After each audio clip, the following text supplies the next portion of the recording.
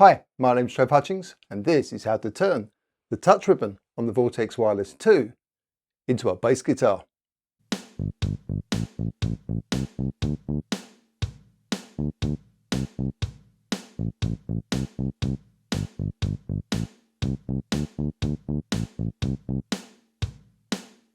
The touch ribbon itself can't trigger notes, so here I'm going to use a clip and an instrument rack in Ableton Live Lite.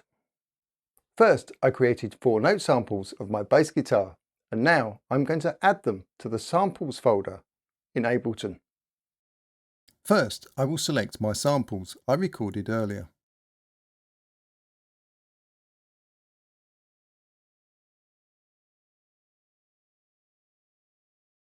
Right mouse click on the samples and click on Copy on the pop-up menu. Now click on the Documents folder, double click on the Ableton folder, double click on the User Library folder, double click on the Samples folder, then right mouse click the folder contents pane and click on Paste. Next, I'm going to set up Touch Ribbon 3 in the Vortex editor so I can trigger a clip anywhere on the ribbon, and that allows me to be able to use the whole of the ribbon for triggering bass notes. Open the Vortex Editor app, then click on File at the top left of the screen and click on Retrieve Preset on the pop-up menu. Choose a preset from the drop-down list.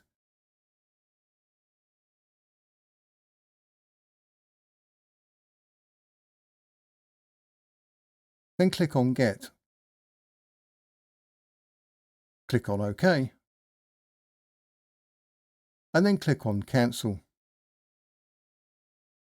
Click on the Touch Ribbon tab. Set the release mode to return. Set the Bank 3 type to CC.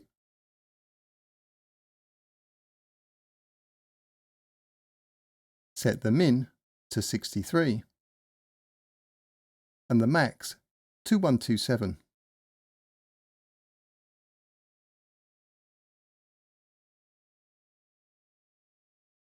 Click on File at the top left of the screen.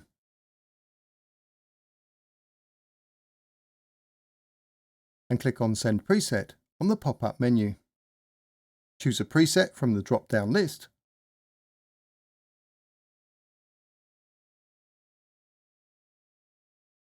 Then click on Send. Click on OK, and then click on Cancel.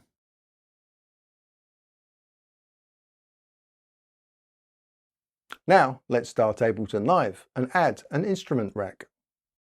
On the Content pane at the top left of the Ableton window, click on Instruments. Then drag Instrument Rack to a MIDI track.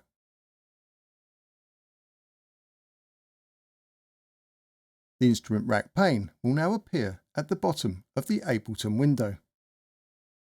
Next, click on the User Library in the Content pane. Click on the arrow to the left of the Samples folder. Then drag a sample to the sample drop zone on the Instrument Rack pane. Now at the left side of the Instrument Rack pane, click on the bottom icon that is the chain icon. Now drag the rest of the samples to the sample drop zone.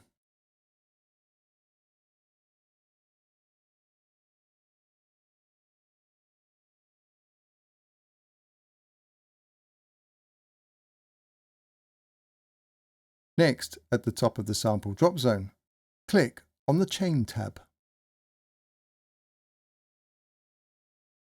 Now place the mouse cursor over the zone range of the first sample, so the cursor turns into a double-headed arrow.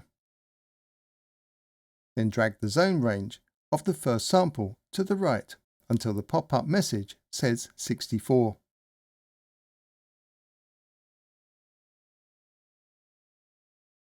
Now place the mouse cursor at the end of the zone range of the first sample, so the cursor turns into a square bracket, and drag the cursor to the right until the pop-up message says 79. Now drag the zone ranges of the other 3 samples, so their zone ranges are set to 80 to 95,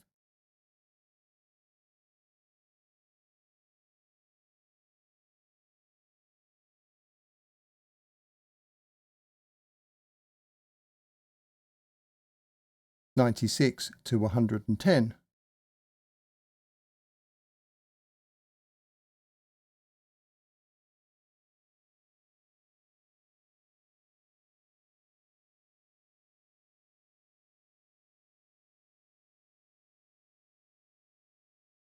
and 111 to 127.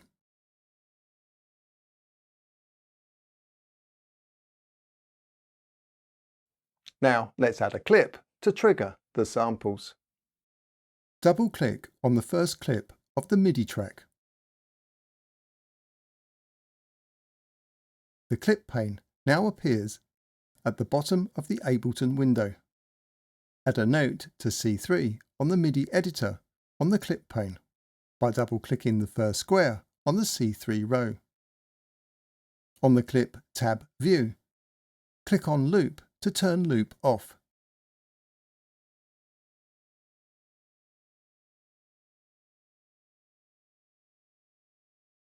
Then click on the arrow icon to the left of the word clip to open up the Follow Action tab. The touch ribbon is a continual trigger, so I've added a 1/8 note to avoid multi-triggering. Click on Global and then click on 1/8 on the pop-up menu.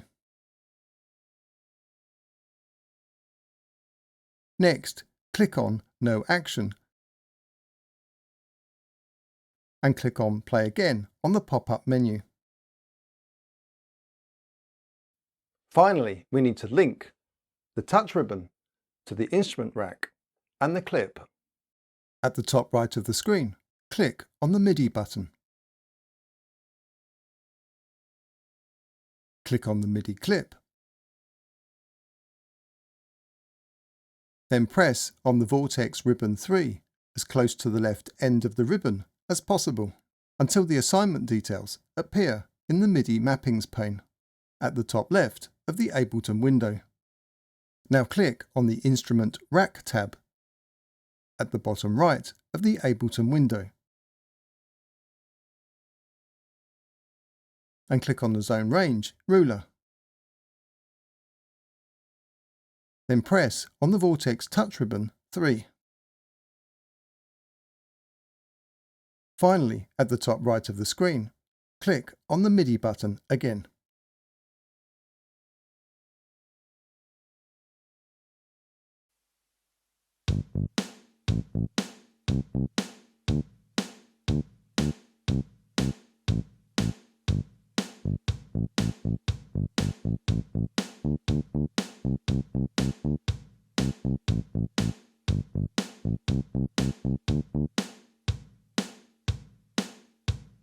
If you enjoyed this video, do give us a thumbs up and click on that subscribe button. Cheers!